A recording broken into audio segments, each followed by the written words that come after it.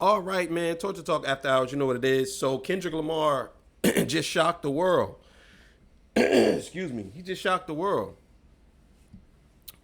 He becomes the only black artist to break a record.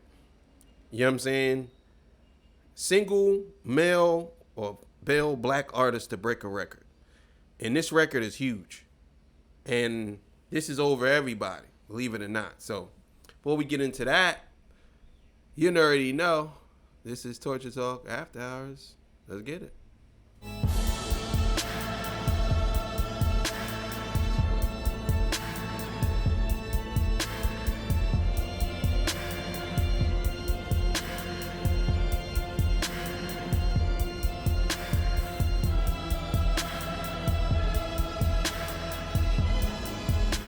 All right, man. Let's go.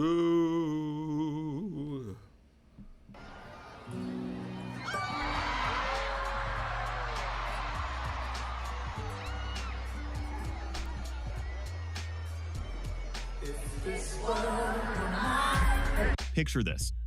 A sea of 61,000 voices. Not just fans, disciples. All moving as one. All locked in. Pulsing like a single drum. The floor beneath them, shaking. Not from tectonic shifts. This isn't an earthquake. It's a spiritual one. Because at the center of that seismic force stands one man. Kendrick Lamar. Not just a rapper. Not just a performer. An architect of the modern myth. A poet with platinum lungs. The craziest thing is Kendrick Lamar was a hype man. And look at him now.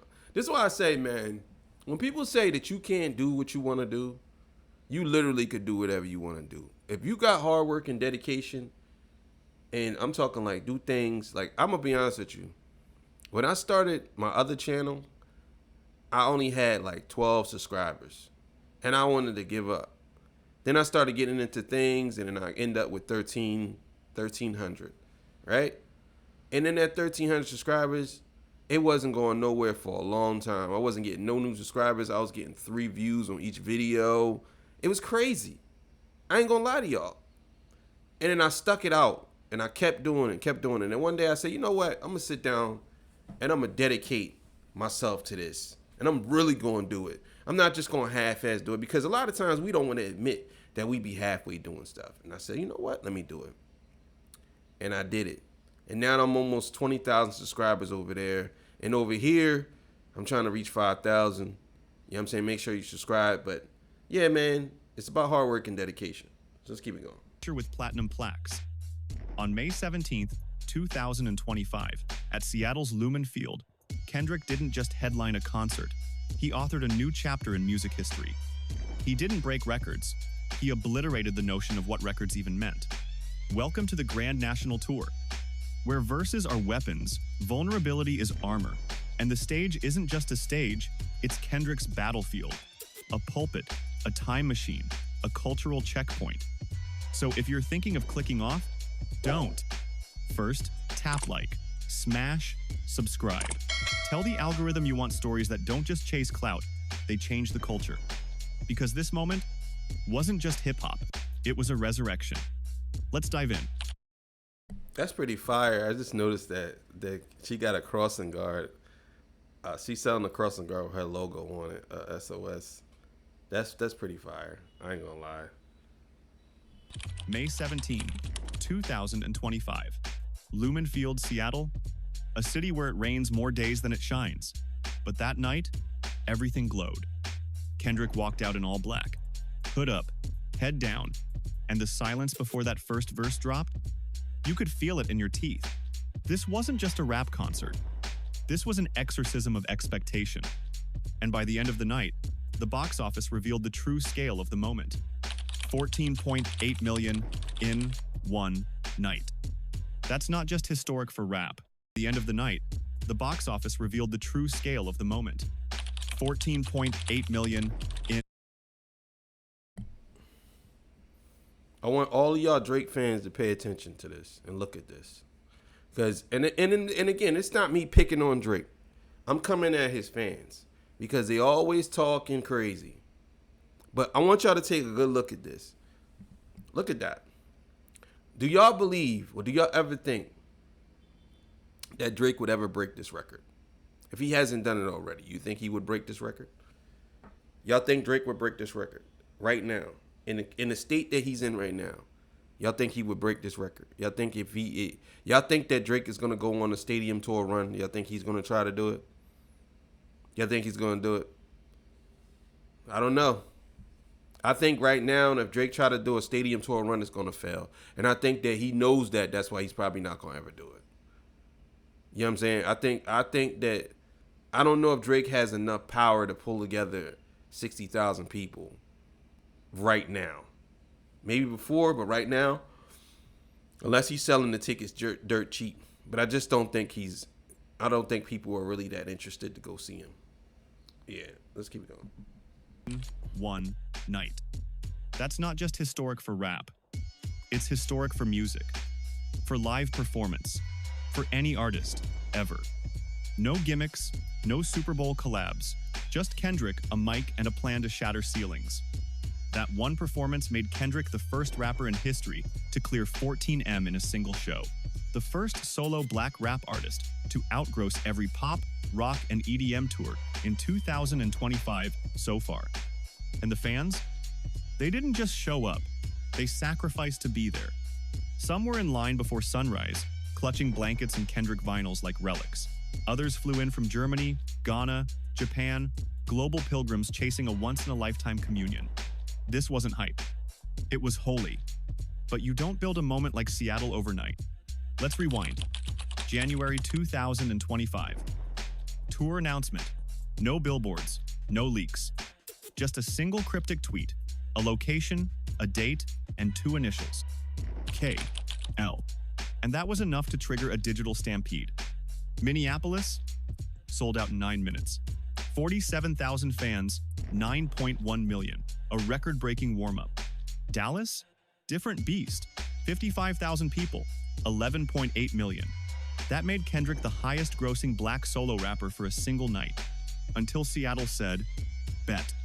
Each show wasn't just a tour stop. It was a cultural detonation. Kendrick's name... That's a fact. When I went, trust me when I tell you, it was unbelievable. It was unbelievable. Like, I'll be honest with you, I knew Kendrick was popular, but I didn't know he was that popular. I really didn't. I thought he was just popular, but I didn't know that he was that popular. And it shows. It shows. I don't think if we're gonna count Drake and J. Cole as the other two of the big three, I think they all serve a purpose for what it is. And I think Kendrick Lamar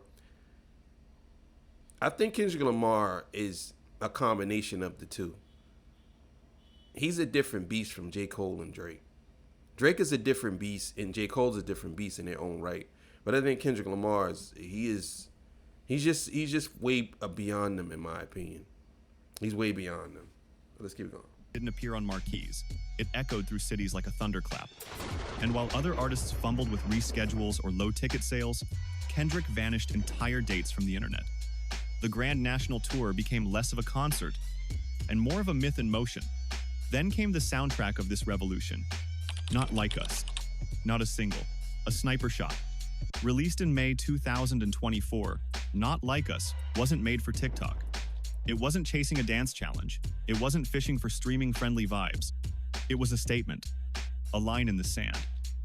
A reminder that Kendrick's pen still slices sharper than most rappers' entire discographies. And the numbers?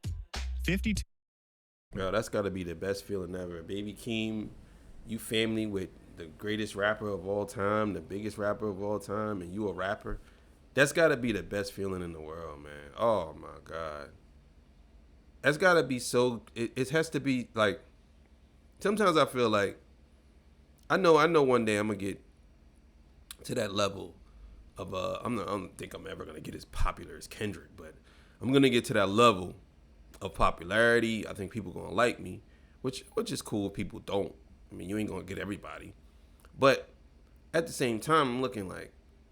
I just wonder what my friends is gonna think, because I see people. I was just at a family function the other day, and some of my family didn't even know that I did the show until they seen one of my episodes come across, and they was like, I didn't even know you do. I didn't know that. And they said, I subscribe to your channel. And I'm like, and I'm starting to notice that a lot of people, like even your own family, excuse me, they don't really pay attention to everything you do. They don't pay attention. It's not their fault, because if you don't tell them, then how would they know? You know what I'm saying? But I think they might think I do this as just like a hobby or something. But it was shocking to me that they actually came to me and said that they subscribed. I was shocked. You know what I'm saying? I said, oh, subscribe to my other channel too. Let's give it go. 2 straight weeks on the Billboard Hot 100. A full year. 0 dropouts, 0 skips. Even now, it's hanging on at 22, like a king refusing to abdicate his throne. Radio plays it, fans memorize it, NBA players stretch to it, politicians quietly fear it. Because it's not about flexes. It's about truth told loud enough to punch through denial. Kendrick wrote that track with surgical intent. Not to entertain, but to expose. And in doing so, he created the longest charting solo rap song in Billboard history. This wasn't a moment that passed. This was a moment that planted a flag. And just when people thought Kendrick couldn't top that, he hit them with Luther. The duet heard around the world. Yes, it featured a co-star. But make no mistake, this was Kendrick's engine, his vision, his fingerprints on every inch of the production. Luther hit #1 on the Hot 100 and refused to move. Week after week, 13 straight weeks, the longest any hip-hop track has ever held the throne. Why? Because it wasn't just music. It was devotion disguised as melody. It sounded like church after midnight, gospel hooks soaked in gasoline, organs swelling as Kendrick delivered verses that felt like sermons written in the margins of his soul. And, forget about it. When Kendrick performs Luther, people don't just sing, they weep. They raise hands. I noticed that a lot of people, and this is honestly, this is going to be the detriment to their channels, and this is not, it's not a shot. I'm just basically saying what it is. A lot of people, I noticed that they're using AI to do their whole channel now. They're just putting it through AI generate. Me, I could never do that. I like AI. Don't get me wrong. I'm one of those people that think AI is actually a good thing when it's used the proper way, not when it's being used to and I would say that truth be told, it might not really be a bad idea to use AI this way, because this ain't really that bad. I'm just nitpicking. But for me, I always like to talk myself, because AI can't really give you inflictions. Like, you see how sometimes I'll be yarning, because when I talk a lot, I end up yarning, you know what I'm saying? And AI doesn't do that. It doesn't give you that real live feeling. You know what I'm saying? So I think that a lot of people are doing this to their channels. They're doing that to make a quick couple of dollars, but eventually it's going to catch up with them, because you know, AI it can't do everything the way it should be perceived or should do. You know what I'm saying? It can't do that. So let's go. They hug strangers. They pull out phones, not just to film, but to remember how it felt. This isn't just a hit. It's a rite of passage for anyone who's ever found salvation in a beat. Now let's pull the curtain back. Because what Kendrick did on stage wasn't random. It wasn't freestyle. It was architecture. The Grand National Tour wasn't a set list. It was a storyboard, a symphony in motion, a spiritual blueprint designed down to the millisecond. And behind it, a precision team of visionaries who helped bring Kendrick's internal world into 3 dimensions. Let's talk about Jennifer Tipton, the lighting maestro. Her lights didn't just flash, they spoke. Reds for rage, blue for forgiveness, white for clarity. Each hue timed like a heartbeat synced to Kendrick's flow. Then came the stage itself. S. Devlin, stage designer to legends, collaborated with Kendrick to build a set that looked like an origami sculpture mid-bloom. Folding panels, rotating mirrors, Reflective surfaces that multiplied Kendrick's image across the stage, not as ego, but as a metaphor for identity. Who is Kendrick Lamar? A rapper, a son, a father, a witness, a weapon, a mirror. Every set change on the tour peeled back another layer of that question. And then came the float. You know the one. That moment when Kendrick levitated, arms wide, robe trailing, 30 feet above 61,000 fans, like he was being carried by the culture itself. That wasn't ego. That was symbolism. A reminder that this music, this mission, it's bigger than the man. And the results? Undeniable. This tour didn't just rock stadiums. It revived economies. Each city he hit turned into a festival. Hotels booked out. Uber surges climbed like crypto in 2021. Bars launched themed nights. Fans lined up for merch drops like sneakers. By City 15, Kendrick had generated over $200 million in combined revenue. Tickets, flights, drinks, food, rides, hotels, hoodies. Even if you didn't go to the concert, you felt the aftershock. In cities like Miami and Oakland, small Black-owned businesses reported record-breaking weekends when Kendrick came through. Food trucks sold out, pop-up shops got cleaned out. Lyft drivers said it felt like New Year's Eve, but with better music. And get this, some people didn't even have tickets. They showed up outside the stadium just to hear it, just to say they were near it. That's not a concert. That's a cultural gravitational pull. But through all of it, Kendrick stayed Kendrick. Post-show interviews weren't about him. They were about the team, the crew, the community, the craft. He gave credit to everyone: producers, lighting techs, stylists, musicians. He made sure the guy adjusting his mic and the woman designing his visuals both got their flowers. Why?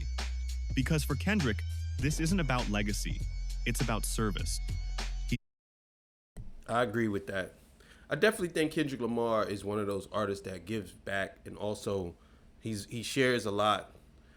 You could just tell. You could tell. I think that a lot of people don't like the fact that the way Kendrick Lamar carries himself.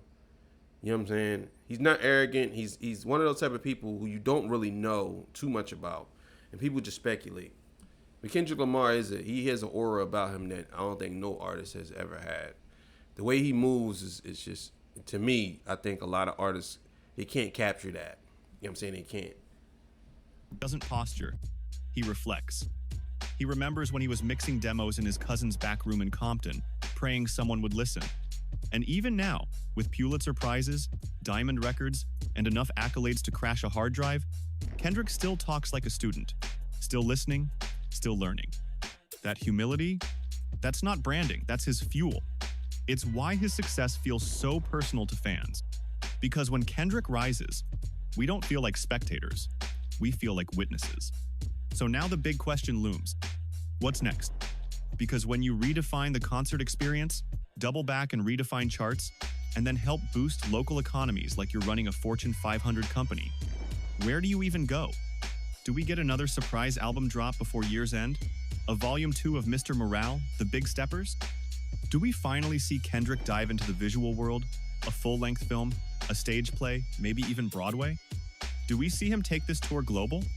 Imagine Kendrick live in Lagos, in Rio, in Tokyo, or maybe, and this wouldn't be far-fetched at all, maybe he creates something we don't even have language for yet. A multimedia memoir, a museum installation, a TED Talk on the politics of rhythm and the theology of the bar. Whatever it is, one thing's for certain. Kendrick doesn't move with the culture. He redirects it. So let's close this out. What happened on May 17th, 2025 wasn't just historic. It was generational. One man, one mic. One night that reminded the world that rap, at its highest level, is more than beats and rhymes. It's resistance, it's healing, it's spiritual warfare wrapped in 4-minute sermons. Kendrick Lamar didn't just make history at Lumen Field. He became a living monument to it. So if this shook something in you, if you were there, or wished you were, or just felt it through a screen, go ahead and tap like. Drop your favorite Kendrick moment in the comments. Hit subscribe and turn notifications on for the next wave. Because this was bigger than a show. It was the coronation of a king. And Kendrick Lamar, he's still just warming up. All right. Yeah, that was pretty interesting. I thought that was interesting. I definitely think that he's definitely warming up, and he's still got about 20 something more shows to go. So you got to understand that he already broke records already, and we ain't even in all the way in yet. So he's still got a lot more shows to go. I can't wait till he do the show in Toronto. I can't wait. I hope he bring the weekend out. I really do. I hope he brings the weekend out. I think that would be epic. That would be diabolical. If the weekend comes out one of those days in Toronto, oh my God, bro. Oh my God. That would be crazy. But I hope he do. But either way. All right, man. Thank y'all for joining me, man. I appreciate y'all. I'll see y'all on the next one. Torch Talk After Hours. You know what it is. See y'all. Peace. Bye.